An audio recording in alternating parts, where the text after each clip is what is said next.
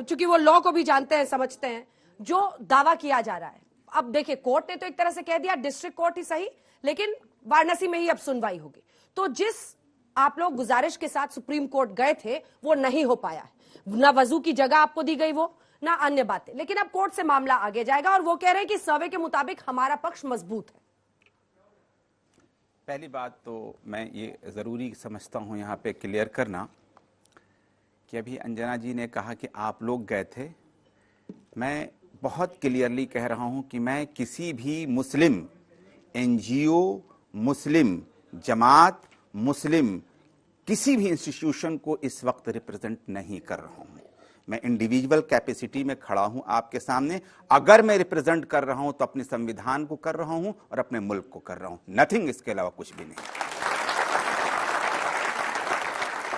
दूसरी बात अब मैं ये कहना चाह रहा हूं कि अभी जगत गुरु जी की बात आई थी, इसमें कोई शक नहीं है कि बहुत कुछ बुनियादी ज़रूरतें हैं, और उसमें से इसमें भी कोई शक नहीं है कि गाय जो है यहाँ पर आस्था का वो केंद्र है, माता मानी जाती है। राजस्थान, मध्य प्रदेश, यूपी, बिहार में खास तौर से पूरी धरती पूरी धरती मैं बिल्कुल कहता हूँ कि कानून बनना चाहिए उसकी रक्षा के लिए। मैं इसीलिए कुर्बानी जायज़ नहीं समझता हूँ हिंदुस्तान के अंदर की कुर्बानी की जाए, और नहीं मैं ये समझता हूँ कि बीफ के नाम पर गाय के गोश्त को भेजा जाए, और नहीं मैं ये समझता हूँ कि मेघालय के अंदर जहाँ बीजेपी की हुकूमत हो वहां पर गाय काटी जाए।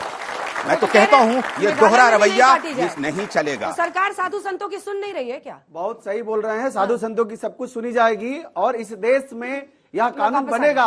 गौ हत्या को रोका जाए, इसकी कानून बनेगा। और गौ माता हमारी साक्षात माता है, जन्म देने वाली माता के बाद हमारी गौ माता ही है। किरण रिजिजू का नाम ले लीजिए एक बार जरा प्यार से। किरण रिजिजू साहब ने कहा था कि हम बीफ खाएंगे, जो करना करेंगे। वो भारत सरकार के मंत्री हैं, मोदी जी के मंत्री हैं। कानून लागू होगा, वक्त के साथ सब जगह कानून लागू होगा। अभी आप किरण रिजिजू को जरा संबोधित करके कह दीजिए ना, ललकार दीजिए, कहिए मोदी जी के मंत्री किरण रिजिजू, तुम्हारी हिम्मत कैसे हुई ये बात कहने की? नहीं, बल्कि अगर ललकारने की, अरे भाई मैं आचार धर्माचार हूँ, मैं किसी राजनेता से थोड़ी डरता हूँ। मैं तो आदेश करूंगा, सच तो कहो, सच बात तो कहो। देखिए सही बात तो यही है कि कहने का इनका अंदाज डिफरेंट रहा, लेकिन मैं ये जरूर कह रहा हूँ कि मेघालय के अंदर जब ये हुकूमत बनी उस वक्त मेरी जी न्यूज पर मेरी बात हुई थी ऑलरेडी, तो उन्होंने कहा कि नहीं हम तो गाय की पार्टी करेंगे, वहां के लोग खाते हैं इसलिए खिलाएंगे। तो मैंने कहा कि यहाँ पर आस्था पे लौटते हैं, गाय पर अलग से एक दिन बहस करें। कांग्रेस पार्टी के लोग केरला में जो काम किया पूरी दुनिया जानती है, पार्टी किया गलत है। आपने कुर्बानी पर भी जो कहा है, मुझे नहीं पता ये दोनों क्या उस पर कहेंगे, लेकिन मैं बहस को भटकना नहीं चाहती हूँ।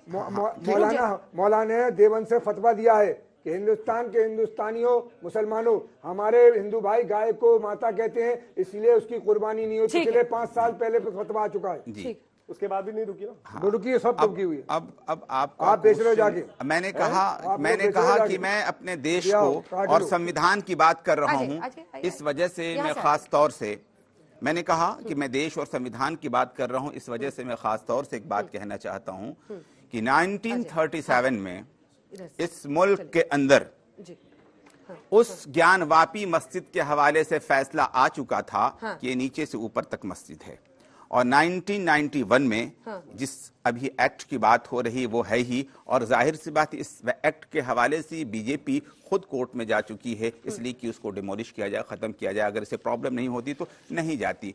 तो इसमें तो कोई शक नहीं कि इस कानून के जरिए कुछ होगा नहीं, उसी कानून का सहारा लेकर के। देखिए मैं सिर्फ इतनी सी बात कह रहा हूं, आज बाबरी मस्जिद का जो भी फैसला होना था हो गया। देश निर्माण की बात होती, राष्ट्र निर्माण की बात होती, उससे आगे ज्ञानवापी, उससे आगे ईदगाह, उसके आगे ताजमहल, उसके आगे पता नहीं क्या क्या। देश निर्माण की बात कब हम करेंगे? हम काशी, मथुरा और अयोध्या 3 के बाद शुरू से करते आए हैं, और तीनों होना चाहिए।